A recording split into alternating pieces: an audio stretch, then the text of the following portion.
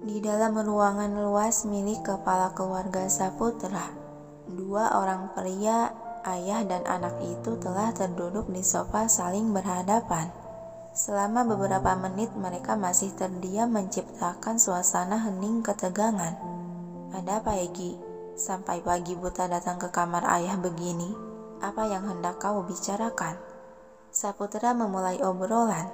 Egi membalas tatapan tegas itu dengan tatapan percaya diri. "Aku ingin membicarakan soal kuliah." "Kuliah? Ada apa dengan soal kuliah? Apa kau sudah mendengarkan ayah dan berniat untuk kuliah di fakultas luar?"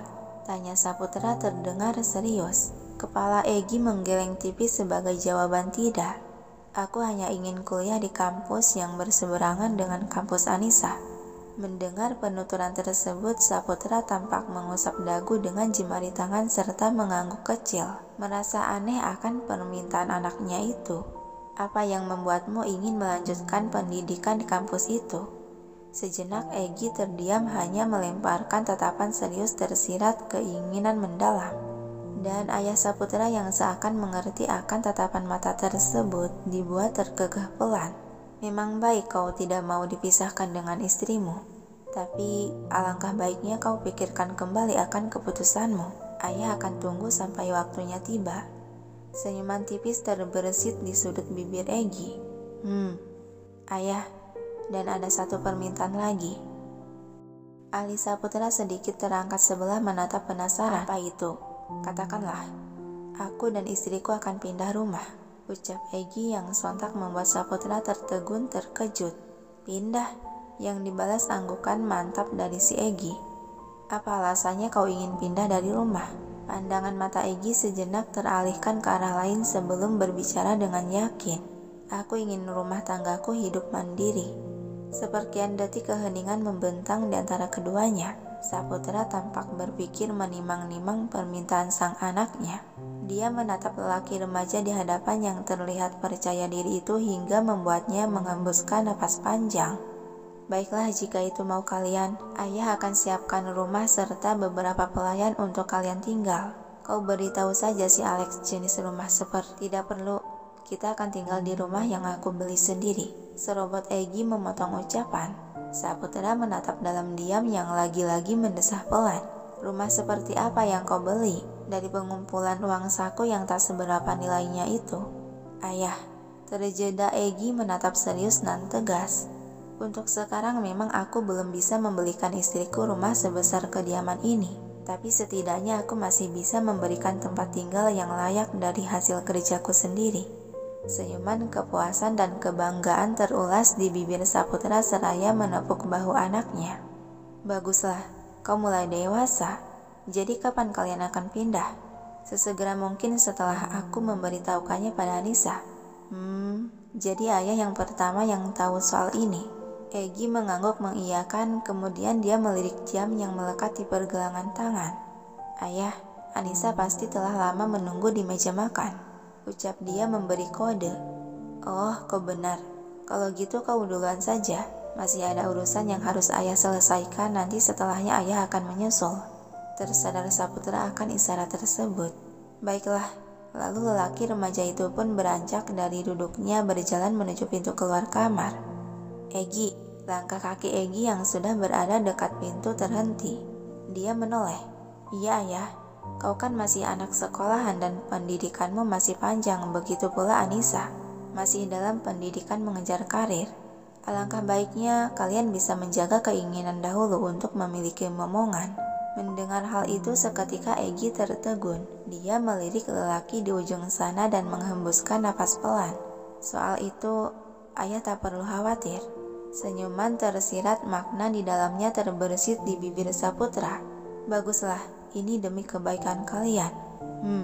Lalu Egi kembali melanjutkan melangkah keluar kamar meninggalkan Saputra sendirian di dalam kamar. Begitu memasuki ruangan makan, langkah kaki Egi melambat saat melihat sesosok gadis yang tampak sibuk membereskan masakan di atas meja makan. Bibir Egi menipis membentuk senyuman simpul dan berjalan mendekati gadis tersebut lalu berdiri di sampingnya. Kamu." Sambutan Anissa menyadari kehadirannya. "Nah, cepat duduklah." Aku akan ambilkan jusnya di dapur, kata dia hendak berbalik pergi. Namun secara cepat Egi meraih dan memegang lengannya sehingga pergerakan dia terhenti. Kenapa Egi? Duduklah, kau tidak perlu ke dapur lagi. Perintah Egi seraya memberikan isyarat mata pada salah satu pelayan yang ada di sana agar mengambil alih pekerjaan Anissa. Tapi duduk.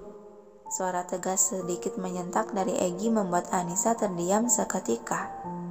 Dengan pasrah Anissa hanya bisa menghela napas pelan dan duduk di kursi sebelahnya. Oh iya, keluarga yang lain pada kemana ya?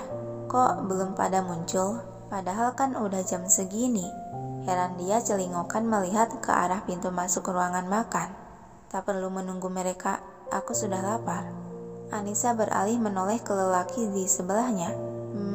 Beneran nih nggak perlu nungguin dulu keluarga yang lain.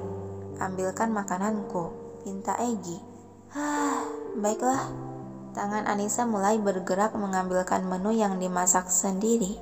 Nih aku buatkan wafel saus stroberi untukmu. Nah makanlah. Dia menaruh satu porsi wafel tersebut ke piring kosong di hadapan si Egi. Sejenak Egi menatap makanan yang ada di piringnya lalu memegang garpu dan pisau bersiap menyantap sarapan. Pagi kakak ipar kedua. Sapa Asila yang baru saja datang dan langsung menarik kursi lalu duduk di kursi samping Anissa. Pagi juga adik ipar. Balas Anissa tersenyum. Oh iya, Mbak Misa dan kakak ipar kemana ya? Kok tumben mereka belum kemari? Oh, kakak ipar ke-1. Tadi pagi-pagi sekali, kalau gak salah pas subuh sekretaris Tang membawa dokter masuk ke kamar kakak ipar ke-1.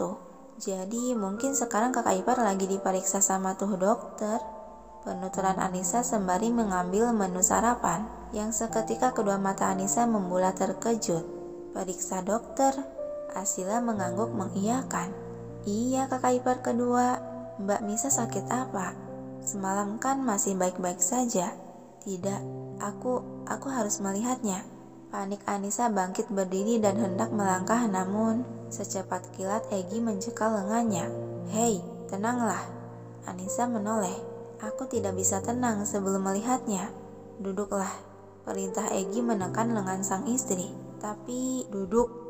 Sentak Egi yang mau tak mau Anissa hanya bisa menghembuskan napas panjang menuruti perintahnya. Dia kembali duduk namun terlihat jelas sorot mata dia begitu gelisah dan khawatir. Benar kata Kak Egi, kakak ipar kedua sebaiknya jangan dulu ke sana deh.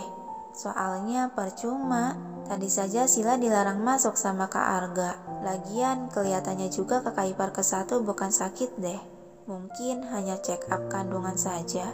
Penuturan Asila membuat Anissa akhirnya bernapas lega.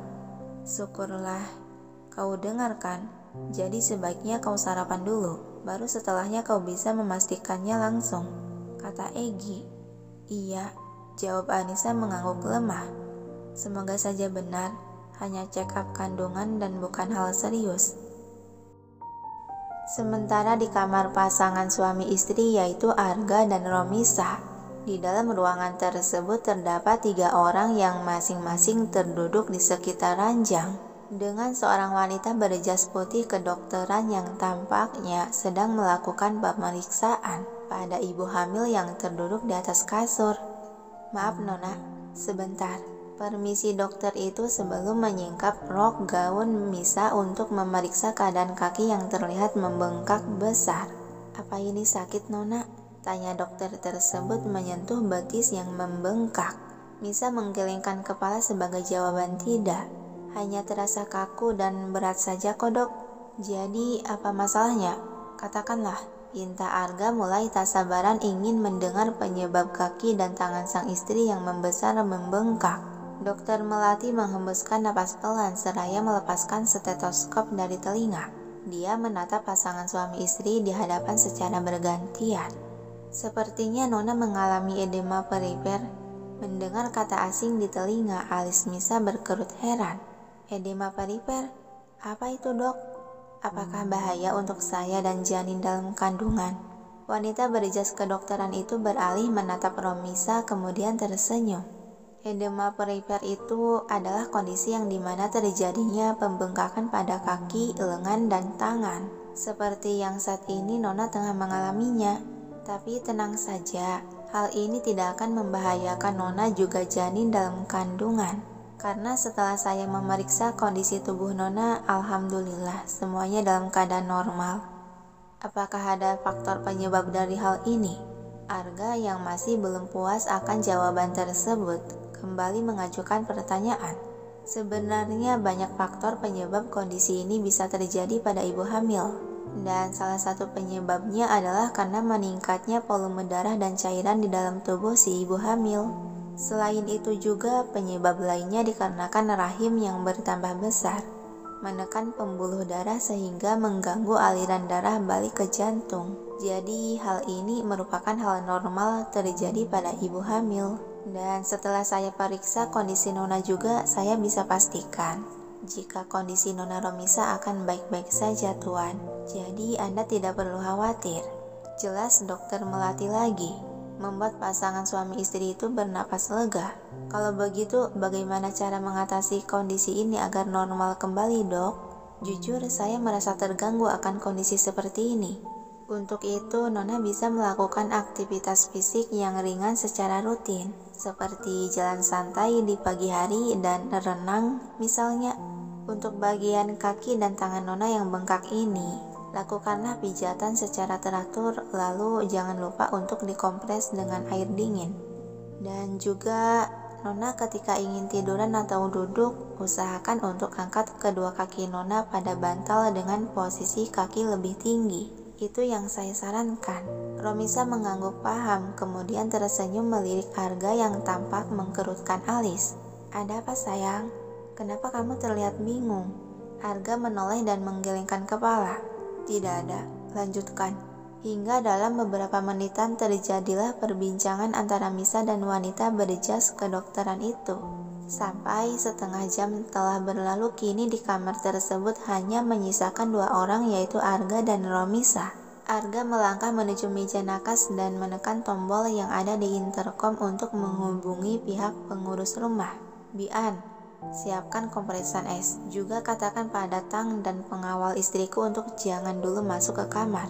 Titah Arga yang disahuti, baik tuan, dari seberang telepon menyanggupi perintah. Kemudian Arga kembali ke sisi Misa. Dengan penuh perhatian dia menumpuk 2 bantal dan menyelipkan ke bawah kaki Misa. Angkatlah sedikit kakimu. Dengan nurut Romisa mengangkat kakinya ke atas bantal tersebut. Sayang, kamu gak pergi kerja? Tanya Misa saat melihat Arga yang sedang menyingkap bawah gaun sehingga memperlihatkan betis Misa. Tidak, aku akan menemanimu, ucap Arga sembari membalurkan minyak yang ditinggalkan oleh dokter tadi ke kaki Misa yang bengkak. Meskipun aku senang kamu menemaniku, tapi aku merasa tak enak dengan sekretaris Tang yang harus menghandle pekerjaanmu. Kau akan berenang bersamaku. Sengaja Arga mengalihkan pembicaraan membuat Misa tersenyum. Dasar. Baiklah,